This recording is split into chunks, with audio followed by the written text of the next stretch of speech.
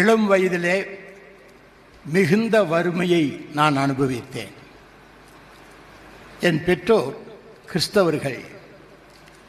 ஆனால் தங்களுடைய பிள்ளைகளை காப்பாற்ற இயலாத நிலையில் இரண்டாவது உலகப் போரின் நேரத்தில் அவர்கள் வேலை கிடைக்கிறதே என்று கிறிஸ்தவர்களாக மாறினவர்கள்.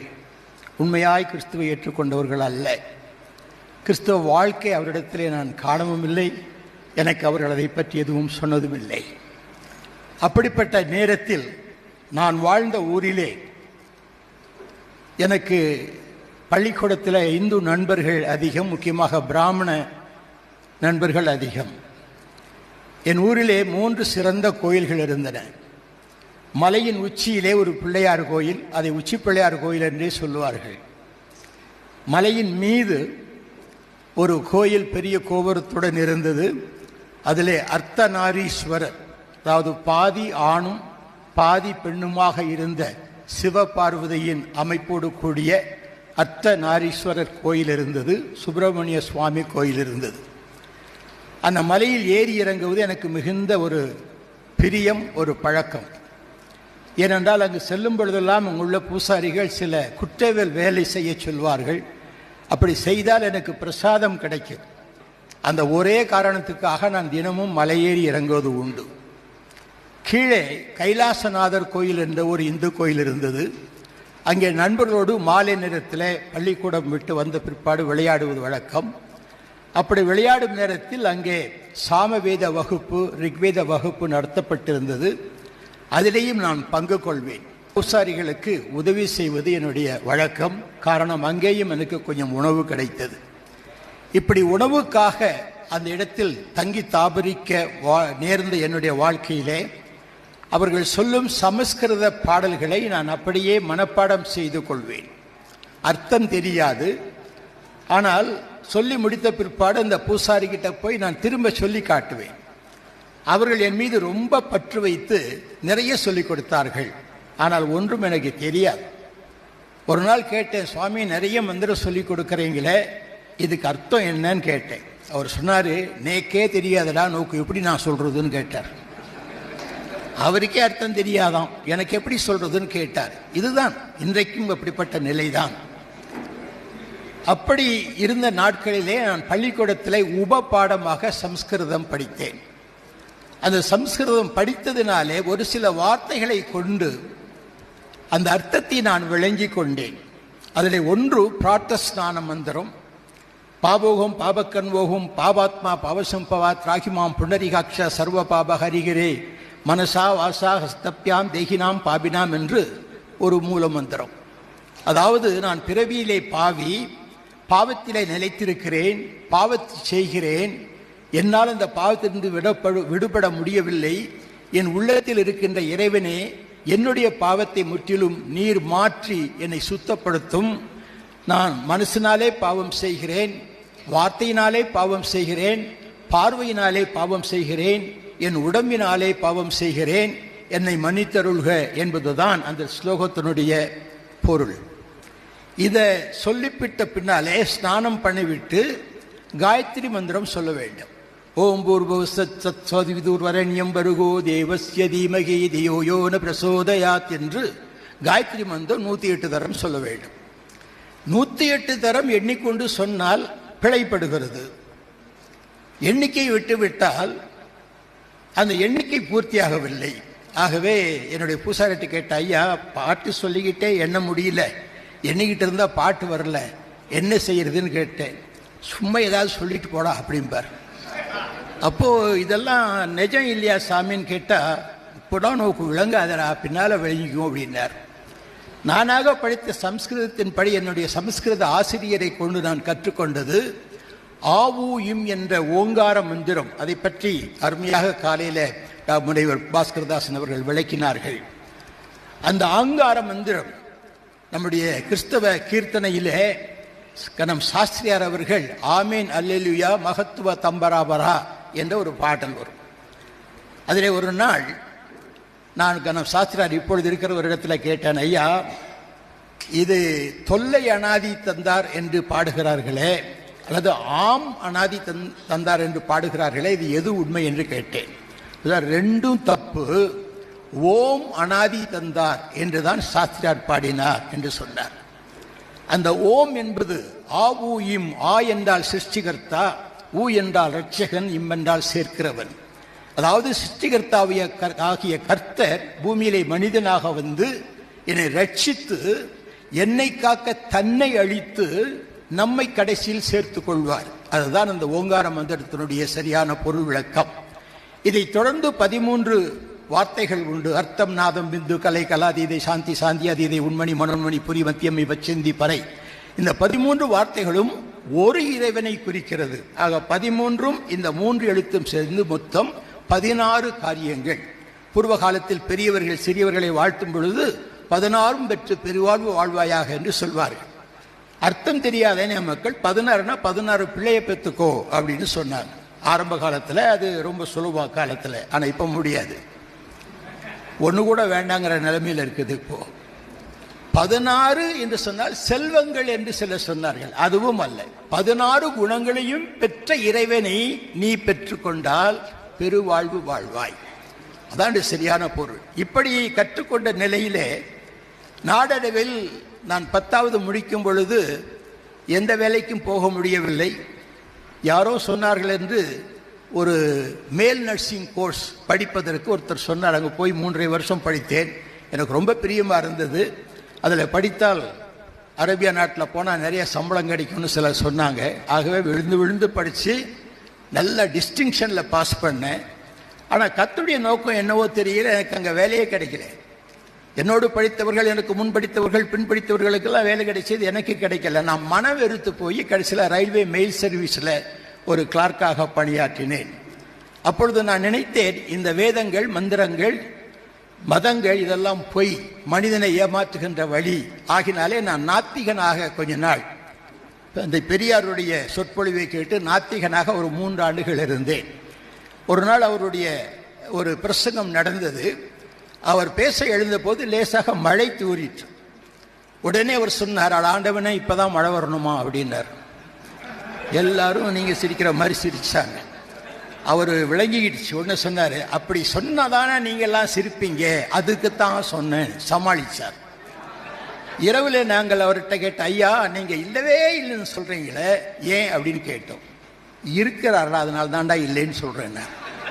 இல்லாததை எவன்டா இல்லைன்னு சொல்லுவான், இருக்கிறத தாண்டா இல்லைன்னு சொல்ல முடியும். சரி, அப்ப நீங்க இருக்கிறாருன்னு ஒத்துக்கொள்ள வேண்டியதானே ஐயா அப்படின்னு கேட்டா, டே உனக்கு தெரியாதரா, இருக்கிறார்னு சொன்னா யூதன் யெகோவான்றான், கிறிஸ்தவன் இயேசுங்கிறான், முஸ்லீம்கள் அல்லான்றாங்க. நம்ம இந்தியாவில் இந்துக்கள் 33 கோடி தேவர்கள்னு சொல்றாங்க. ஒருத்தனுக்காவது 50 பேர் கூட ஞாபகம் இருக்காது. இந்த மாதிரி நிலையில ஏண்டா இதை மார்கட்டிட்டாலும் ஒரேடியா இல்லைன்னு சொல்லிட்டு இருந்தார். ஆகவே தந்தை பெரியார் அவர்கள் கடவுள் மறுப்பு கோட்பாடு உடையவர் அல்ல. ஆதியிலே சாதி இல்லை என்று சொன்னார். ஏனென்றால் அவர் படித்த வகுப்பிலே பிராமணனுக்கு தனி தண்ணீர் பானையும் தனி டம்ளரும் தனி இடத்துல இருக்கும், மற்றவர்களுக்கு வேறு பானையிலே தண்ணீர் இருக்கும். இதை அவர் எதிர்த்து சாதி இல்லை என்று சொன்னார். சாதியை வேதம் சொல்லுகிறது என்று சொன்னார்கள். வேதம் இல்லை என்று சொன்னார். வேதத்தை ஆண்டவன் கொடுத்தார் என்று சொன்னார்கள். போட ஆண்டவனே இல்லைன்னு சொல்லிட்டார். இதுதான் அவருடைய வளர்ப்பு, அவருடைய வாழ்க்கையில் கண்ட காரியம். அவரோடு 3 ஆண்டுகள் நான் பழகி இருக்கிறேன். தற்போது உள்ள வீரமணி அவர்களெல்லாம் அப்பொழுது நாங்களெல்லாம் ஒரு இளைஞர் கூட்டமாகத்தான் இருந்தோம். அநேகமாக எனக்கும் அவருக்கும் ஒரு வயதுதான் இருக்கும்.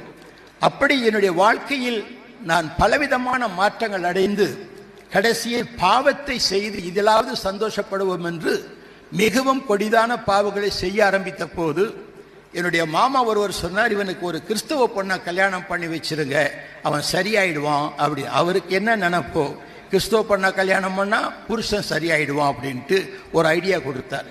எங்க அம்மா அவரையே பார்க்க சொல்லிட்டார். அவங்க ஒரு பொண்ணை கொண்டாந்து, ஒரு பொண்ணு இருக்குது, அந்த பொண்ணுக்கு நீ வாழ்க்கை கொடுப்பியா, பெருசா பெரிய கட்சி இதெல்லாம் போய் பேசுறிய, சமத்துவம் வேணும்னு சொல்றிய, ஏழைகள் பணக்காரரை கட்டணும், படித்தவங்க படிக்காதவங்களை கட்டணும், கருப்பாக இருக்கிறவங்க வெள்ளையா இருக்கிறவங்களை கட்டணும்லாம் சமதர்மம் பேசுறிய. நான் சொல்ற பொண்ணுக்கு உன்னைவிட 5 வயசு அதிகம்.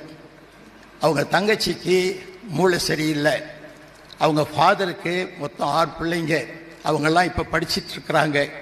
அவருடைய மனைவி இறந்து போனாங்க. இந்த நிலையில் இந்த பொண்ணுக்கு கல்யாணம் ஆகலை. இந்த பொண்ணுக்கு நீ வாழ்க்கை கொடுப்பியா? இப்படிதான் கேட்டார். நான் கண்ணை மூடிட்டு சொல்லிட்டேன், வாழ்க்கை கொடுப்பேன்னு சொல்லிட்டேன். நான் பார்த்ததே இல்லை, கொடுப்பேன்னு சொல்லிட்டேன். அதுக்கப்புறம் தான் பொண்ணு பார்க்க போகணும். அந்த பெண்ணை தான் நாங்கள் கட்டினோம். என்னுடைய மாமனார் ஒரு லுத்தரன் சபையிலே ஆயராக இருந்தவர். அவர் என்னை பார்த்து கேட்டார், உங்களை பார்த்தா கொஞ்சம் இளம் வயதாக தெரியுதே, உங்கள் வயசு என்னன்னு கேட்டார். 24ன்னு சொன்னேன். என் பெண்ணுக்கு 29 வயதாகுதே அப்படின்னாரு. நீங்கள் கல்யாணம் பண்ணி கொடுத்தா கட்டிக்கிறேன், இல்லைன்னா போயிடுறேன் அப்படின்னு. இல்லை இல்லை இல்லை, நீங்கள் கல்யாணம் பண்ணிக்கோங்க. அவருக்கும் எப்படியாவது அந்த மகளை கட்டி, மூத்த மகளை கட்டி கொடுக்கும். என்னுடைய மனைவி இங்கே தான் வந்திருக்கிறாங்க.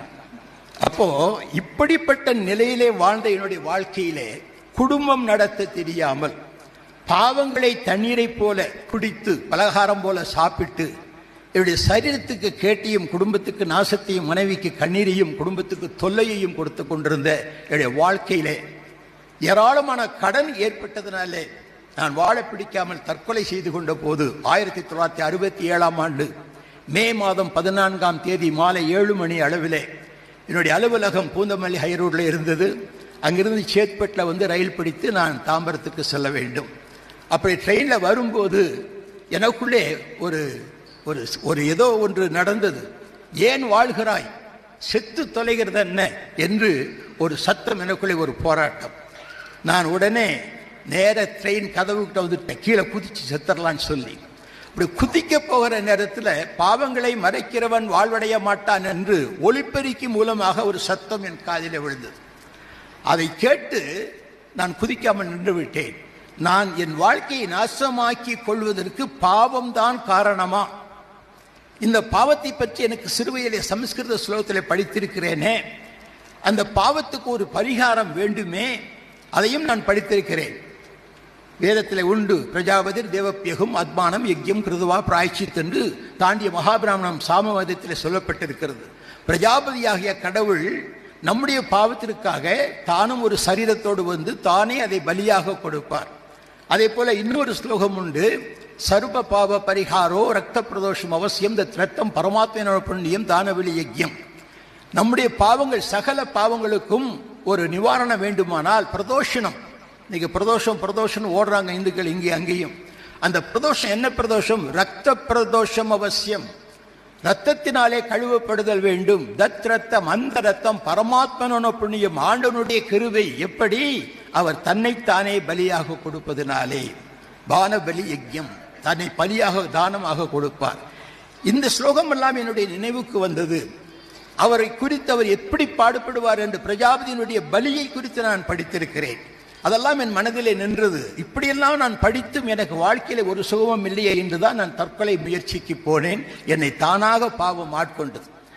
அந்த நாளில் நினைத்து கொண்டு அடுத்த ரயில்வே ஸ்டேஷன்ல இறங்கிவிட்டேன். சேத்பட்டில் ஏறி நுங்கம்பாக்கத்தில் இறங்கினேன். அங்கிருந்து நடந்து சென்று அந்த பிரசங்கம் நடத்திய இடத்தை கண்டுபிடித்து அங்கு சற்று நேரம் நின்று கேட்டபோது அவர் பாவத்தை குறித்து பேசினார். அது எனக்கு நன்றாக தெரியும். ஏனென்றால் சமஸ்கிருத வேதத்திலே பாவபல் நரகாதி மாஸ்து, பாவத்தினுடைய பழம் நரகம் என்றே போட்டிருக்கிறது. ஆகவே அந்த பாவத்தை குறித்து எனக்கு நன்றாக தெரியும். ரோகு தோகு சுத்த பலவானு பந்தன் வேஸ்தானிஷே ஆத்ம அபராத கிருஷ்ணாம் பலானி தேகானி ஏகினாம் என்று சொல்லி ஒரு பாவத்தினுடைய பழம் என்ன? இந்த சரீரமாகிய மரத்திலே பாவப்பழம், ரோகம், துக்கம், பந்தங்கள், ஆசாபாசங்கள், இதெல்லாம் தான் பாவ மரமாகிய அவன் சரீரத்தில் இருக்கும் என்று அந்த ஸ்லோகம் சுட்டி காட்டுகிறது. ஆகவே பாவத்தை குறித்து எனக்கு நன்றாக தெரியும். ஆனால் பாவ நிவாரணத்துக்கு வழி இல்லையே, பாவம் போக்கும் வழி இல்லையே. எனக்காக எந்த தெய்வம் என் பாவத்தை ஏற்றுக்கொள்வார்? இதையெல்லாம் நான் படித்த போது, நான் நினைத்து கொண்டிருந்த போது அந்த பிரசங்கியார் சொன்னார், உனக்கு ஒரு வழி இருக்கிறது. நான் கொஞ்சம் உற்சாகம் அடைந்தேன். என்ன வழி அது என்று யோசித்து பார்த்தேன். அவர் சொன்னார், இயேசு கிறிஸ்து இந்த உலகத்தில் மனிதனாக வந்து உன் பாவங்களுக்காக தன் சரீரத்தை பலியாக கொடுத்து உனக்காக ரத்தம் சிந்தி உன் வேதனைகளை எல்லாம் தன் மீது சுமந்து கொண்டு அவரை ஏற்றுக்கொள்கிற அத்தனை பேருக்கும் மீட்பை கொடுக்கிறார். அவர் தமது அன்பினாலே அதை செய்கிறார் என்று அவர் பிரசங்கித்தார்.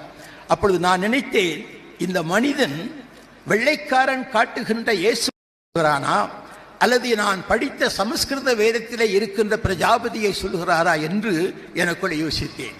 அப்படி யோசித்துக் கொண்டிருக்கும் காலை அந்த பிரசங்கியார் என்ன சொன்னார், இந்த இயேசு யாருக்கு வேண்டும், முன்னுக்கு வாருங்கள் என்று சொன்னார். ஒரே ஓட்டமாக ஓடிவிட்டேன்.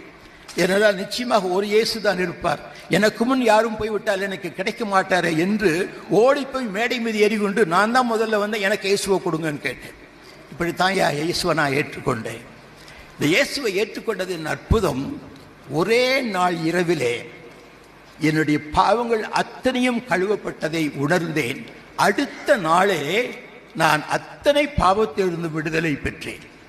என் நண்பர்கள் சொன்னாங்க, நீ திடீர்னு குடிக்கிறத நிறுத்தாத, கை காலெல்லாம் ஆடிரும் அப்படின்னாங்க. சொன்னவங்கெல்லாம் இன்னும் ஆடிட்டு இருக்கிறாங்க, நான் ஆடாமல் இருக்கிறேன். இப்போ எனக்கு 81 வயது முடிந்து விட்டது. நல்ல பிரயாணம் செய்கிறேன், பல இடங்களுக்கு செல்லுகிறேன், இன்னும் தேவனுடைய மகிமை எடுத்து சொல்லுகிறேன். அந்த பாவம், அதை போக்க நான் எத்தனையோ உத்திகளை கையாண்டு பார்த்தேன், முடியவில்லை.